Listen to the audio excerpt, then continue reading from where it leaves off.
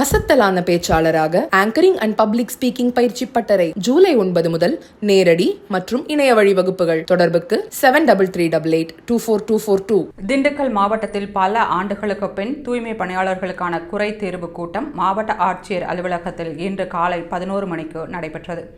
மாநகராட்சி, நகராட்சி, பேரூராட்சி மற்றும் 306 ஊராட்சிகளில் பணியாற்றும் 1000க்கும் மேற்பட்ட தூய்மை பணியாளர்கள் கலந்து கொண்டனர். இந்த கூட்டத்திற்கு முன்னதாகவே பல வருடங்களாக இது நடத்தப்பட வேண்டும் என கோரிக்கை விடுக்கப்பட்டிருந்தது. இந்நிலையில் மாவட்ட நிர்வாகத்தின் ஒழுங்காற்று ஏற்பாடு பல்வேறு விமர்சனங்களை ஏற்படுத்தியுள்ளது.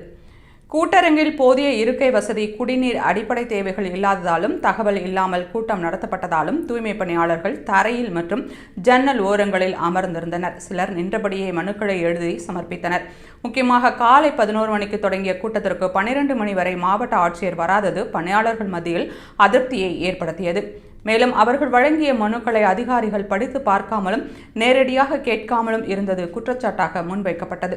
தூய்மை பணியாளர்கள் பணி நிரந்தரம், காலி பணியிடங்களை நிரப்புவது, நிலுவையில் உள்ள ஊதிய தொகையை வழங்குவது, இலவச வீட்டுமனை பட்டா வழங்குவது உள்ளிட்ட கோரிக்கைகளை முன்வைத்தனர். அரசு துறைகளில் பணியாற்றும் இவர்கள் மீதான அலட்சியமான அணுகுமுறையை மாற்ற அரசு நடவடிக்கை எடுக்க வேண்டும் என்று கோரிக்கை எழுந்துள்ளது.